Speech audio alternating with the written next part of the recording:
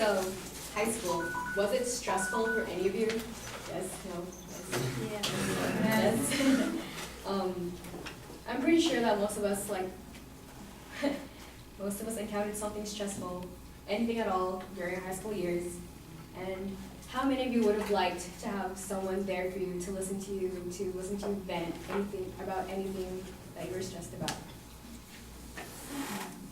Yes, okay. This is where peer mediation comes in. If none of you know what peer mediation is a group that is usually instructed by a teacher, usually majoring in like psychology or sociology. In peer mediation, students, high school students just like you, are trained to help other students pretty much, ask them questions, help them get through their day. It's pretty much like your own therapist at school, but with your peers.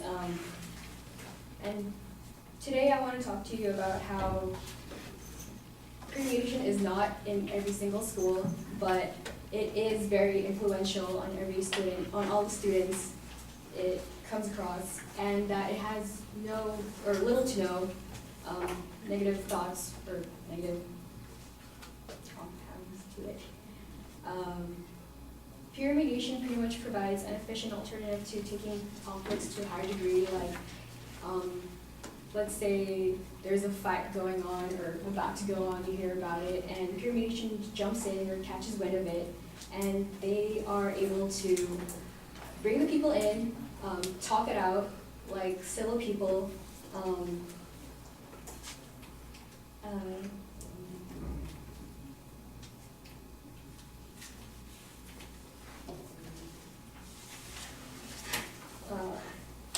like common conflicts in teenagers' lives, it's usually brought on by miscommunication or misunderstanding of personal value. So, like I said before, peer mediation just brings people in to talk to them, talk to each other, sort it all out, and usually that, together with going to school, it brings a safer community, and that safer community is also brought on by a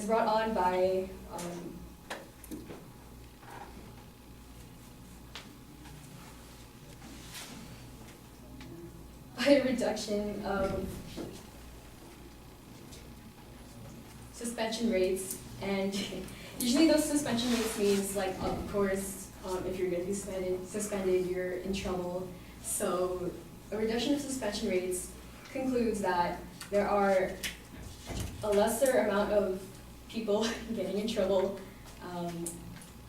and there's also a study done by Richard Contrell that in a 3-year study of a school that started peer mediation, that there was a 25 to 75% drop in all school-wide violence, name calling, physical, emotional, yeah.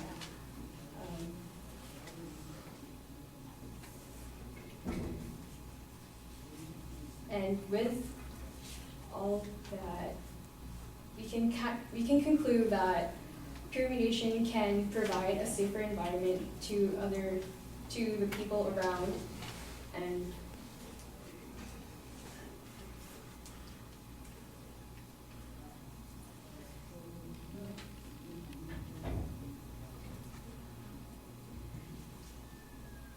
okay, explain.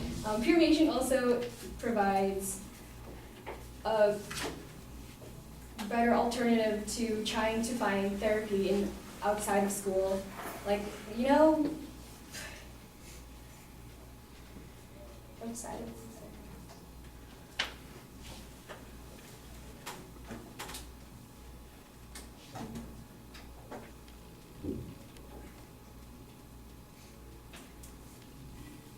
peer mediation can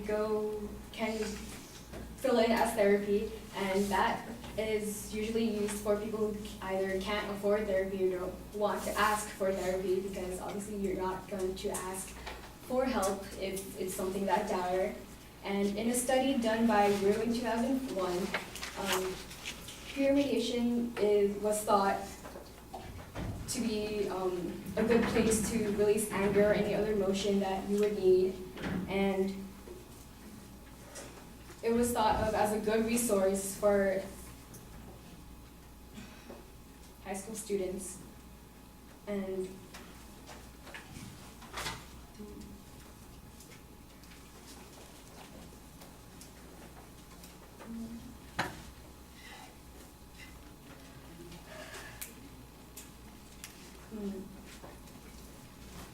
so overall, peer mediation is a good influence on high school students, and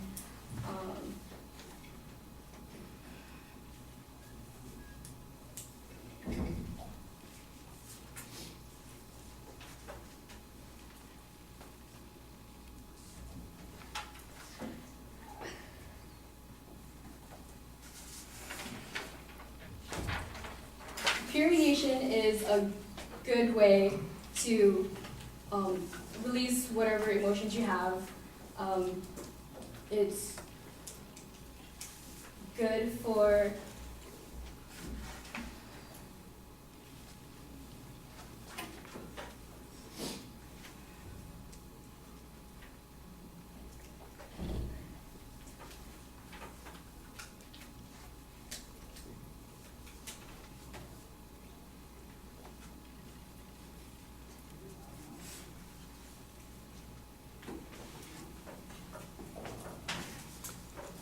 You want to just remind us of what your claim is? Okay. Yeah. So peer mediation, with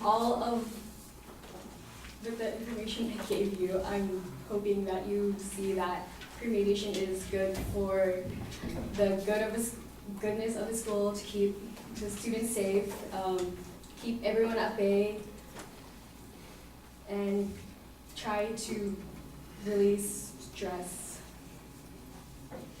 Okay.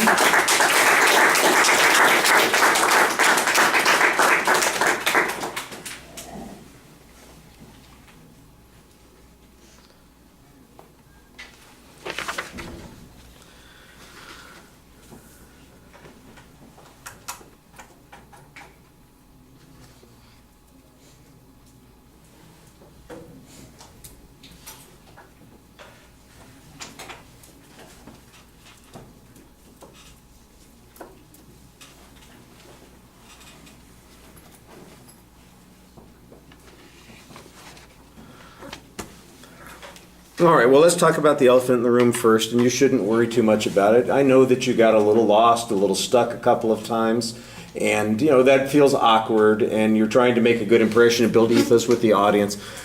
The biggest issue that I see happening here is not got to do with your presentation or even anxiety issues. It has to do with the structure. You can fix most of the problem that you have if you have a structure that you know that you can go to. If you've always got the backup and well, here's the next thing I'm going to say, and you know what it is, then you can always, if you get stuck, you get lost, you can go to that. I think the problem that you have here is that you don't have it planned as well as you need to in the body of the speech.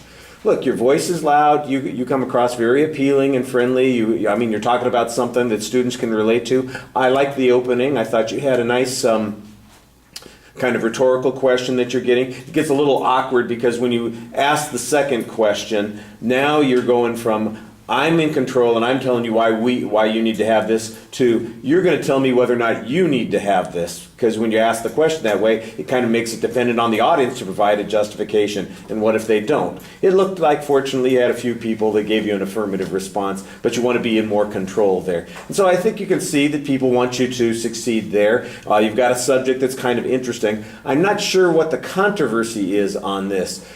Are there people who think that it's doesn't work, or that it's a waste of time, or that we're spending time and energy on something and it's really just window dressing and doesn't accomplish anything? That's what you need to tell us. You need to say, look, we've got these programs. I had one at my school. It worked really effectively. The research says that it reduces violence and it gives students greater confidence in their school, those sorts of things. Some people have made the suggestion that it doesn't work, but there's all of the evidence shows in those places where it's been established effectively that it does work.